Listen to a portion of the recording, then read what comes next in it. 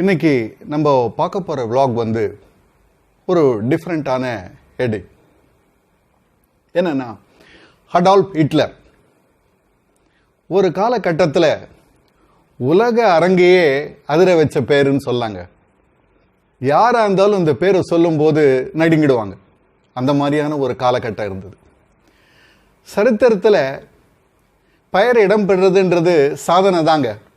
ஆனால் எதை சாதிச்சோம் என்பதில் தான் தலைவர்கள் வித்தியாசப்படுறாங்க. அவங்க நல்லது பண்ணியிருக்காங்களா, அவங்களுடைய செயல்களை பொறுத்து தான் எப்படின்றது மக்கள் தீர்மானிக்கிறாங்க அவர் என்ன மாதிரி தலைவர்னு. ஆனால் வேதனைகள்லாம் சாதனை ஆகுமா அப்படின்றத நம்ம இப்போ பார்க்கலாங்க. அதுக்கு முன்னாடி சப்ஸ்கிரைப் பண்ணாதவங்க என்னுடைய சேனல் சப்ஸ்கிரைப் பண்ணிங்க. நான் vlog போடும்போதெல்லாம் உங்களுக்கு போஸ்ட் பண்ணும்போதெல்லாம் இம்மிடியேட்டாக வரும், நீங்கள் பார்க்கலாம். ஓவியனாகவோ அல்லது சிற்பியாகவோ தான் ஆகணும்னு நினச்சாருங்க முதல்ல ஹிட்லர். ஆனால் அவர் வாழ்க்கை பாதை அடியோட மாறிப்போச்சு. அழகை உருவாக்கணும் அந்த மாதிரி தான் எண்ணம் இருந்தது அவருக்கு ஆரம்பத்தில். இந்த மாதிரிலாம் நம்ம வரணும், ஓவியனாக வரணும், சிற்பியாக வரணும், அழகை உருவாக்கணும், கலைநயத்தை உருவாக்கணும், இப்படின்லாம் இருந்த ஒரு எண்ணம் வந்து காலத்தினுடைய கோலம் தாங்க சொல்லணும், பாதையே மாற்றிடுச்சு. அதுக்கு முக்கியமான காரணம் என்னன்னா, யூதர்கள் மீதான அவருக்கு இருந்த ஒரு தவறான எண்ணங்கள் காரணமாகவே அவருடைய பாதை திசை மாறிடுச்சுன்னு சொல்லணுங்க.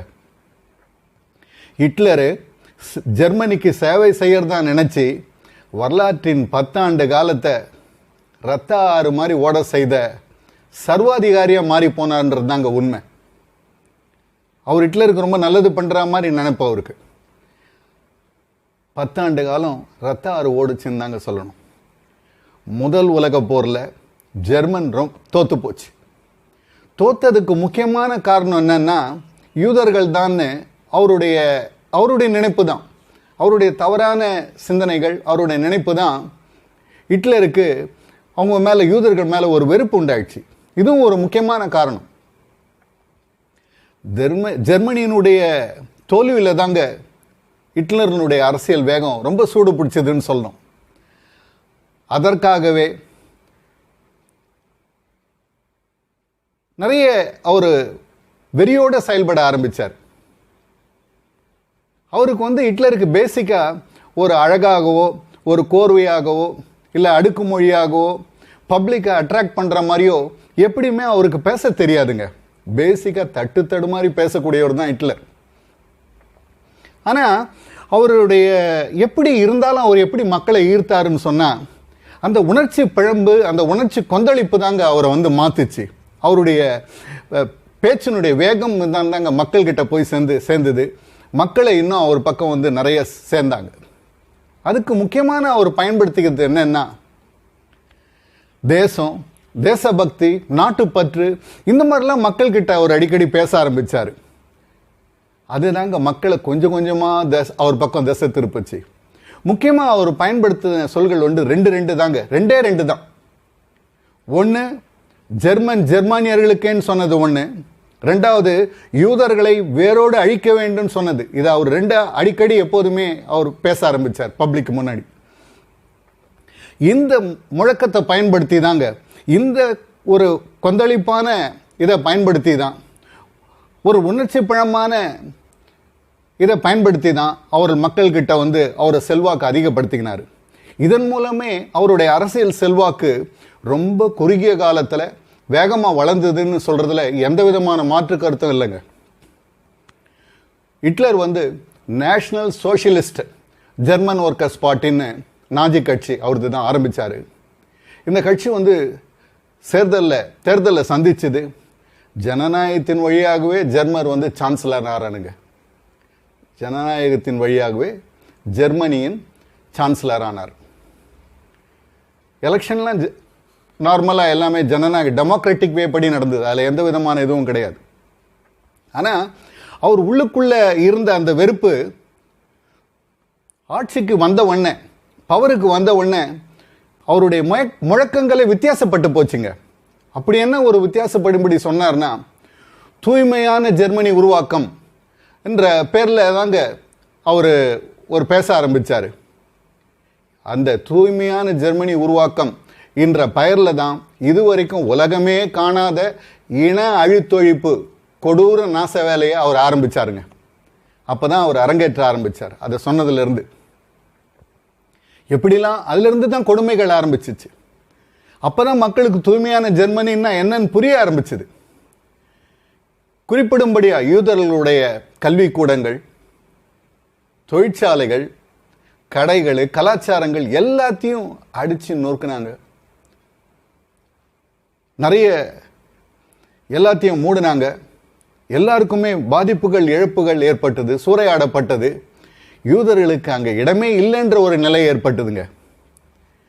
குறிப்பாக சொல்லணும்னா யூதர்கள் மீதான இனவெறி ஹிட்லருக்கு தலைக்கேறி தலை விரிச்சு ஆடிச்சுன்னு தாங்க சொல்லணும். தாறுமாற ஆட்டம் போட்டுச்சுங்க.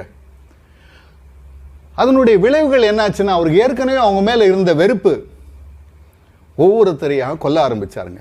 யூதர்கள் ஒவ்வொருத்தரையும் அவர் தனித்தனியாக கொல்ல ஆரம்பித்தார்.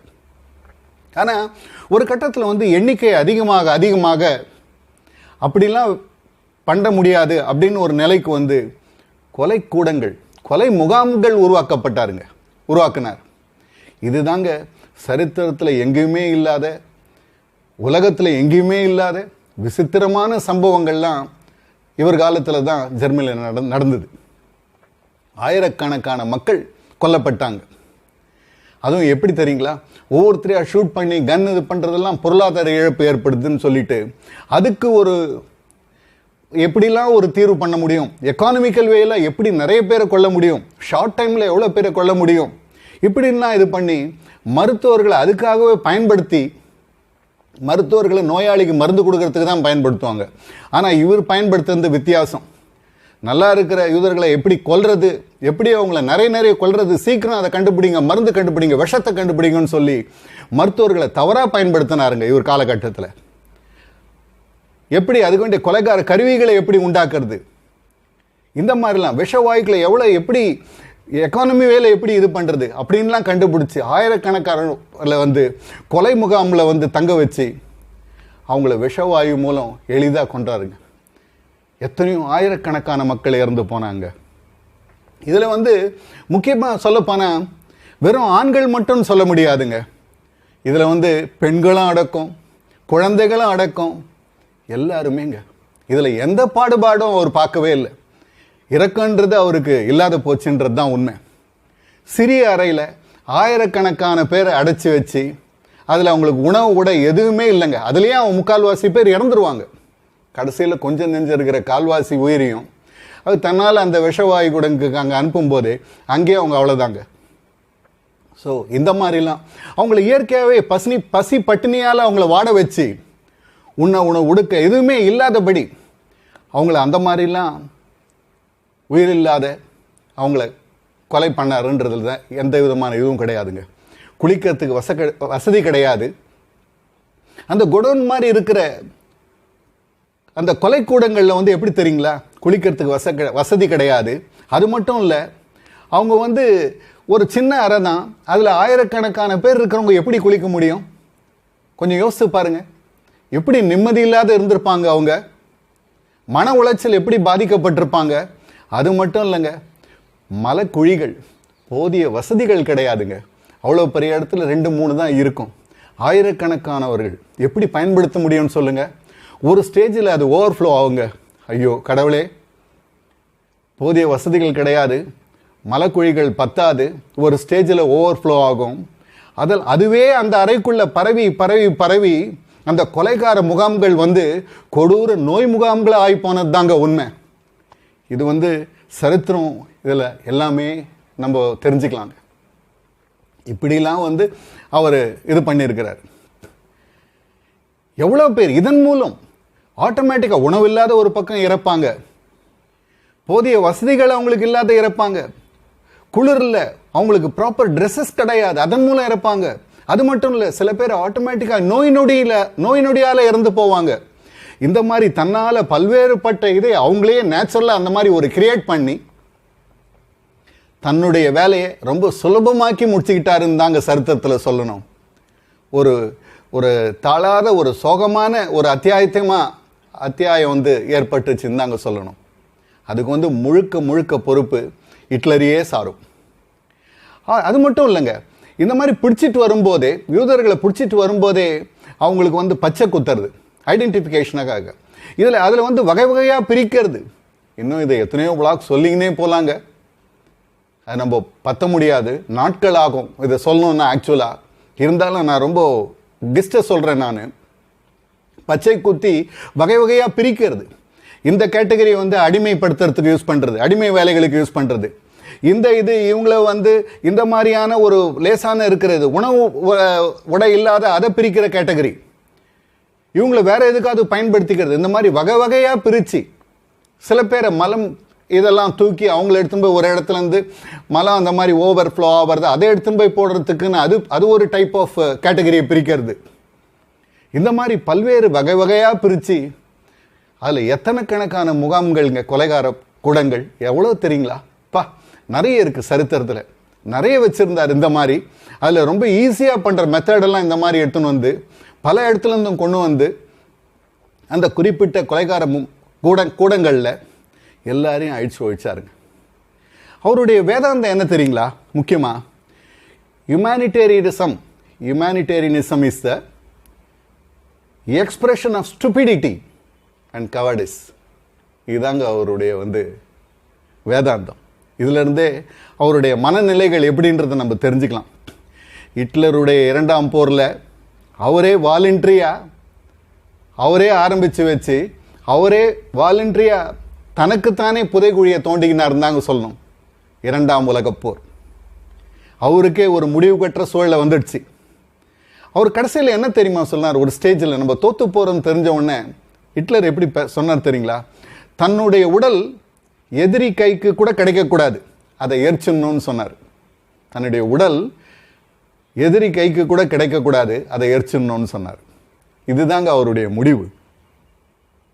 அதாவது வெற்றிலையும் இதுலையும் மறந்து இருந்த அவரு எல்லாத்தையும் தன்னுடைய தன் பூட்ஸ் காலால் அவர் உலக வரைபடத்தை தொடுவார். தொட்டு நாளைக்கு இது வந்து இந்த கண்ட்ரி வந்து நாளைக்கு ஜெர்மனோட சேர்ந்துரும்னா அது சேர்ந்துடும். எல்லாரும் பயந்து நடுங்குவாங்க. ஐயோ, ஹிட்லர் தான் ஷூ பூட்ஸில் வந்து வேர்ல்டு மேப்பை எதை தொட்டு எந்த கண்ட்ரி இல்லாத போயிடுமோ உலகமே நடுங்கின்னு இருந்தது. அப்படிப்பட்ட அவருக்கு சகாப்தம் முடிகிற நேரம் வந்துடுச்சு. அவரும் தோக்கக்கூடிய கட்டங்கள் வந்தவுடனே அவருடைய அசுர ஆட்சிக்கு முடிவு வந்துடுச்சுங்க. அவருடைய வலது நெத்தியிலிருந்து வழிந்த ரத்தம் அசுர ஆட்டத்துக்கு முற்றுப்புள்ளி வச்சதுங்க. ஸோ இதை பார்க்கும்போது ரொம்ப வித்தியாசமான ஒரு சூழல்னு தான் சொல்லணும். அவர் பூட்ஸ் காலால் இது காமிக்கும்போது ஒரு கண்ட்ரியுமே நடுங்கும். இது எல்லாமே அப்போ இருந்த மக்களுக்கு, அந்த எக்ஸ்பீரியன்ஸ் இருக்கிறவங்களுக்கு, நிறைய பேர் படித்தவங்களுக்கு இது உங்களுக்கு நிச்சயமாக இந்த சம்பவங்கள் புரியும்னு நான் நினைக்கிறேன். நான் சொல்கிறது அவருக்கு அப்புறம் தான் உலகம் கொஞ்சம் நிம்மதி பெருமூச்சு விட்டது. ஹிட்லரின் இனப்படுகொலைகள், இந்த இரத்த வெறியாட்டம் மனித இனம் உள்ளவரை என்றுமே மன்னிக்காது, மறக்காதுன்றதுல மாற்று கருத்தே கிடையாதுங்க. இதில் எந்த விதமான மாற்று கருத்தும் கிடையாதுங்க. இரத்த வெறியாட்டம் இவருக்கு அப்புறமே எல்லாமே முடிஞ்சு போச்சு. 10 ஆண்டு காலம் நாஜி ஆட்சி வந்து என்னன்னா இவர் ஜெர்மனியில் வளர்ச்சியை ஏற்படுத்தினாலும் இவர் பண்ணதெல்லாமே இவரே எல்லாமே முடிச்சு அழிச்சு வச்சுட்டாருன்னு தான் சொல்லணும். இதுதான் அடால்ஃப் ஹிட்லர். நான் ரொம்ப கெஸ்ட்டை தான் உங்களுக்கு சொல்லியிருக்கேன்.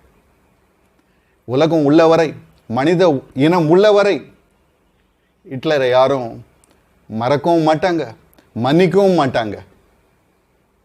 Okay, my sincere thanks to Wellwishers and YouTube.